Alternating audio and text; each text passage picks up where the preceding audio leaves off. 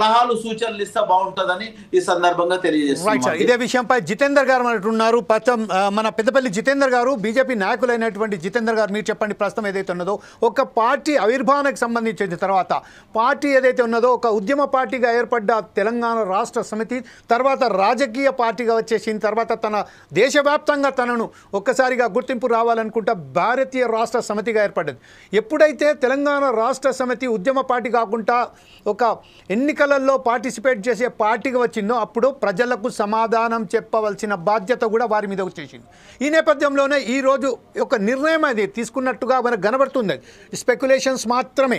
అంటే కేటీఆర్ గారిని వర్కింగ్ ప్రెసిడెంట్గా కాకుండా ఒక ప్రెసిడెంట్గా నియమించే అవకాశాలు ఉన్నాయని చెప్తున్నారు. ఈ విషయంపై as a BJP spokesperson what you say sir?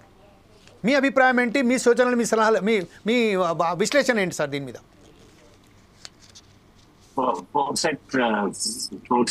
TV ప్రేక్షకులకు మరియు అనలిస్టులందరికీ నమస్కారం. ఇవాళ టిఆర్ఎస్ ఎవరైనా అధ్యక్ష పదవి మీరు తీసుకొని మాకు ఎటువంటి సంబంధం లేదు, కానీ మీరు ఇది మళ్ళీ ఏం చేస్తుందంటే ఒక కుటుంబ పాలన, ఒక కుటుంబ నేపథ్యంతోనే వచ్చింది తెలంగాణ. ఇది కుటుంబంలో సంబంధించింది, కుటుంబం వారికే ఇష్టం అనేది ఇది ఏదైతే కేటీఆర్ గారికి అప్పచెప్పిందో ఇది తప్పు అంటున్నాను. ఎందుకంటే గతంలో చూస్తే కేటీఆర్ మన టిఆర్ఎస్ ఆవిర్భావం ఇచ్చినప్పుడు కేటీఆర్ ఇక్కడ లేడు, కవిత ఇక్కడ లేదు. అప్పుడు వాళ్ళతో ఉన్నది ఎవరు? హరీష్ రావు గారు. ఇవాళ హరీష్ రావు గారికి ఇచ్చి మీరు అధ్యక్ష పదవి ఇస్తే బాగుంటుండే, కానీ మీరు మీ కొడుకు అనేది ఒక్క కొడుకు అనే ఇంటెన్షన్ లోనే ఇవాళ ప్రెసిడెంట్ చేసింది. అంతకుముందు వర్కింగ్ ప్రెసిడెంట్ చేసింది, ఇప్పుడు ప్రెసిడెంట్ చేసింది. మరియు ఇవాళ కేసీఆర్ తెలంగాణకు, తెలంగాణ చరిత్రకు చెప్పకుండా ద్రోహం చేసిందని మేము అంటాం. మేము అదే ద్రోహం మళ్ళా కొనసాగుతుంది. ఎందుకంటే అసలు తెలంగాణ చరిత్ర, మనము తెలంగాణ ఎట్లా వచ్చింది, ఇప్పుడున్న తెలంగాణ కాదు, అసలు భారతదేశంలో మనం నిజాం నుంచి మనకు తెలంగాణ మనము ఆవిర్భవించినప్పుడు, మనకు మనకు ఇండిపెండెన్స్ వచ్చినప్పుడు అప్పుడు కొట్లాడిన వ్యక్తులు ఎవరు, ఇప్పుడు చేసేది అట్లాంటి చరిత్రని తీసుకొచ్చుట్ల ఇవాళ ఫెయిల్యూర్ అయిందని చెప్పాలి బీఆర్ఎస్ అండ్ టీఆర్ఎస్.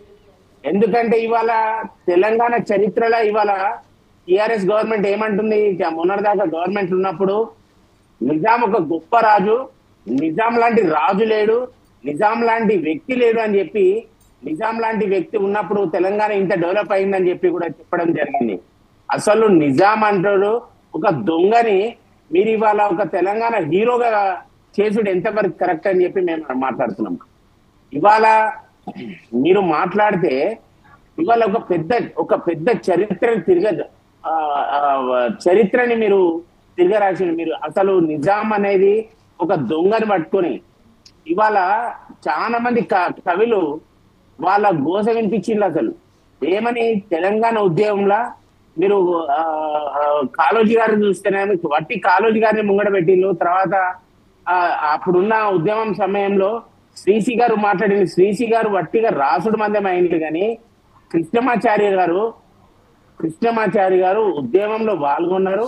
మళ్ళా వారు చరిత్ర కూడా, వారు రాసుడు కూడా రాసిండు. ఏమని రాసిండు? జితేందర్ గారు, ప్రస్తుతం మనం మాట్లాడుతుంది బీఆర్ఎస్ కు సంబంధించింది. పగ్గాలు కేటీఆర్ గారికి అప్పగించబోతున్నారా?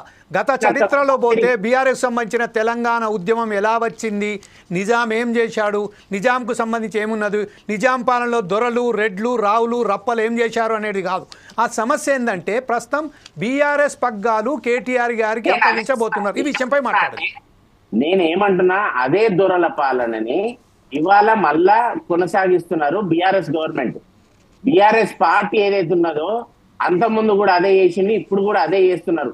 నెక్స్ట్ దొరల పాలన తీసుకొచ్చేందుకు ట్రై చేసింది కూడా వీరే. ఎందుకంటే ఇవాళ మీరు భూ సంస్కరణ తీసుకొచ్చి మీరు అసలు కబ్జా మీద ఎవరైతే లబ్ధిదారులు ఉన్నారో వాళ్ళ పేర్లు తీసేసి వేరే వేరే పేర్లు పెట్టించి అందరికీ ధరణి అనే పేరుతో ప్రతి ఒక్కరికి ఇబ్బంది పెట్టిన ఫస్ట్ వ్యక్తి దాన్ని చూడాల్సిందంటే కేటీఆర్.